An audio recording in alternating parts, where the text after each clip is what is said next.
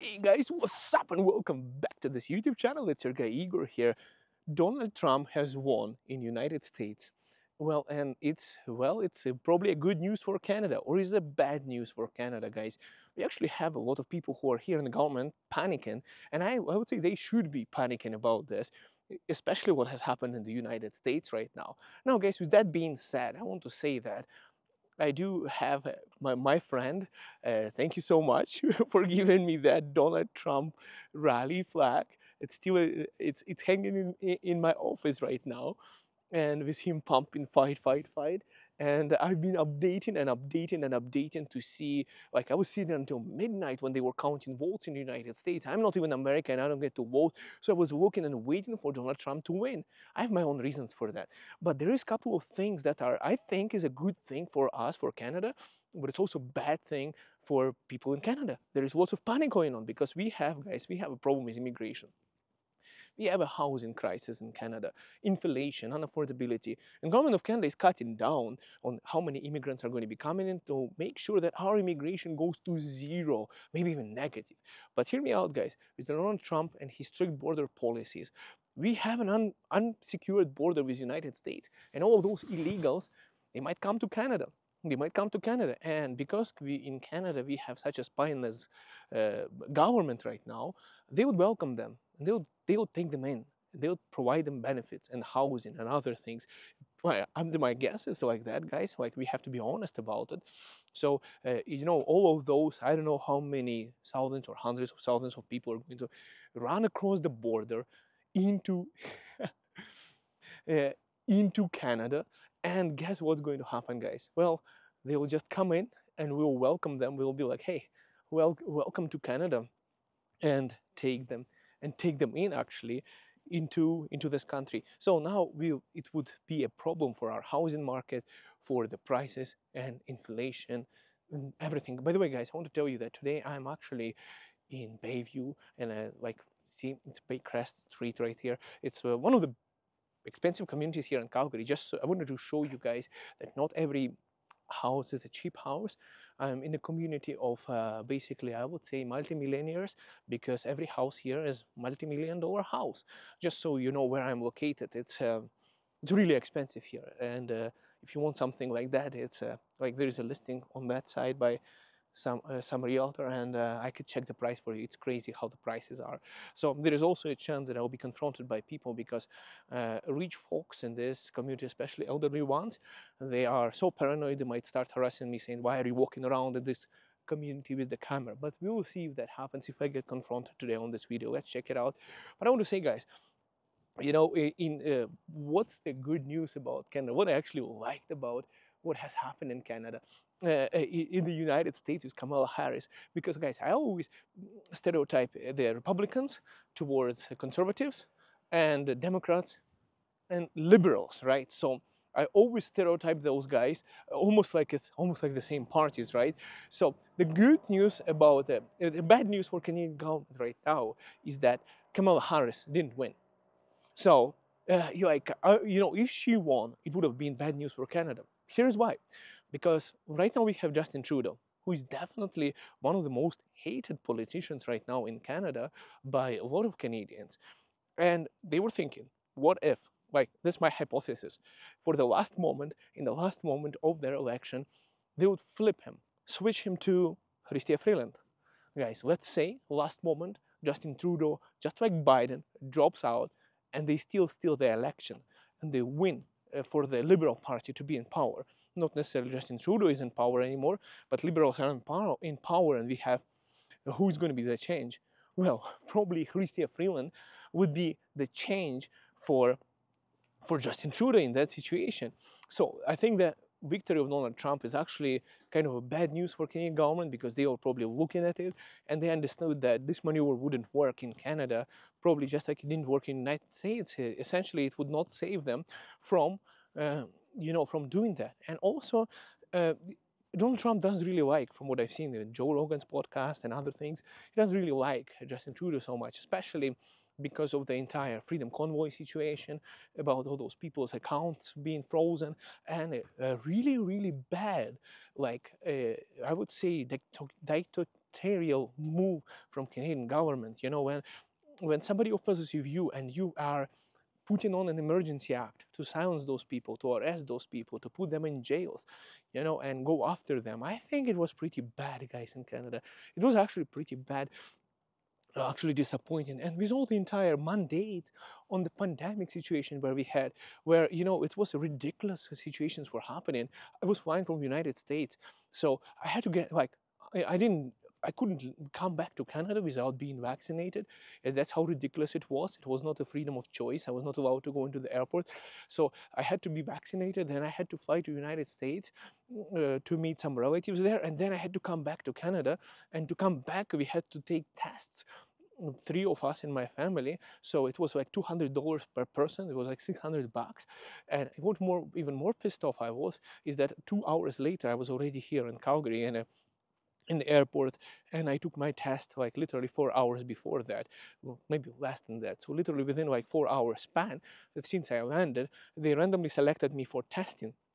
And they said if I don't do that test, they would fine me. And I was pissed off because my tax dollars, I already spent $600 for my own testing, and now when I come to Canada, I have to do another testing, which would not change any results since I already have tests that I did before, literally before boarding the freaking flight from United States into Canada, where I was really pissed off. And there was only one clinic that was allowed to do those tests, and I was like, well, if have to do that, and that your tax dollars, my tax dollars, have to be wasted on this BS, so to speak, I want to go to a different clinic. I don't want to go to the clinic that liberal government has selected because it's sign of corruption. But they said there is no alternative. That's where you have to go.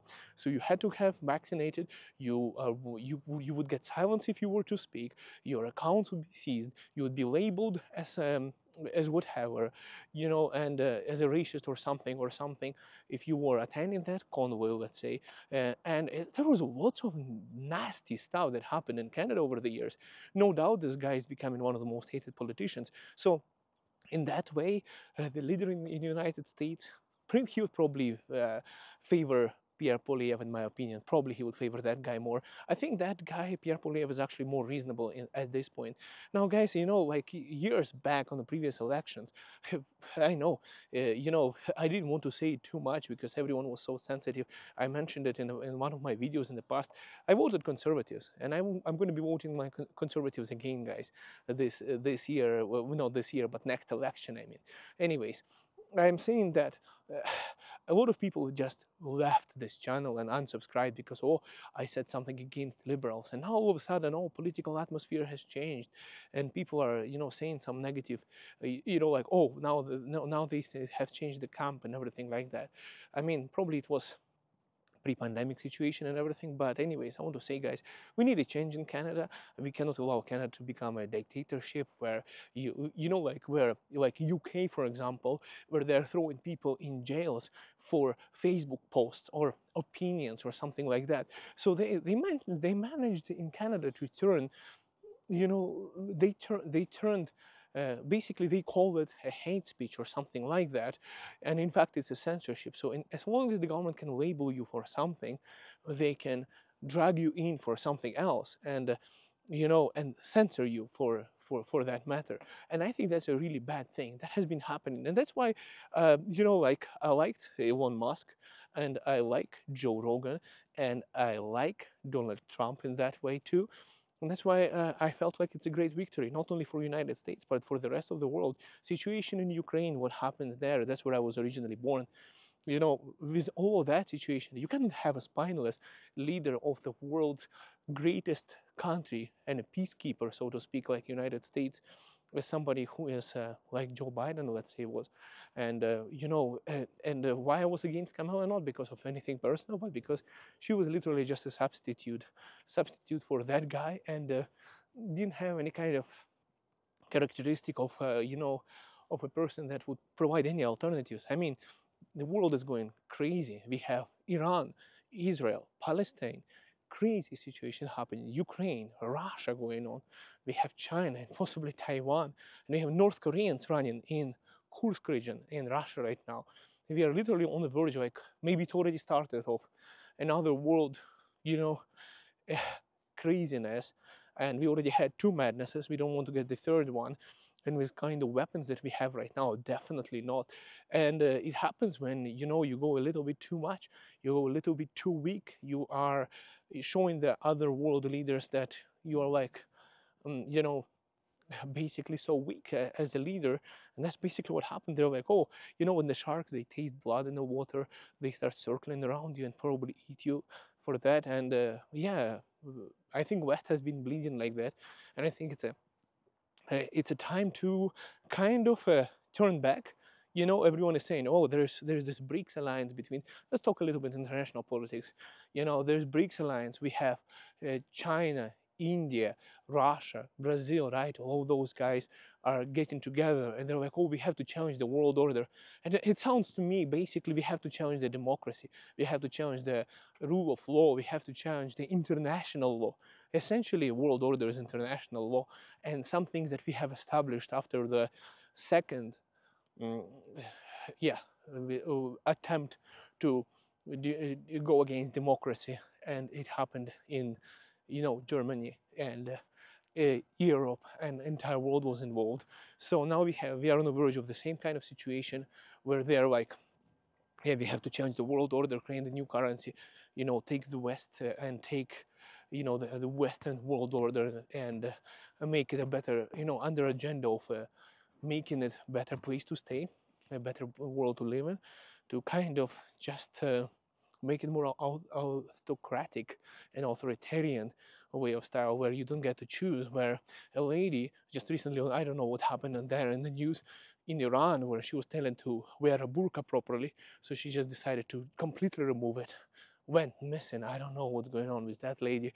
But I mean, we are living in a wild freaking world, guys, and we need tough people in charge of countries who can actually, not just like, speak things, but actually do things. And so that those tough guys on the other part of the world who have nothing to do with democracy have somebody who is going to be challenging enough for them, to not, not to see the countries bleed. And we need some powerful leaders. We need somebody powerful in Canada too.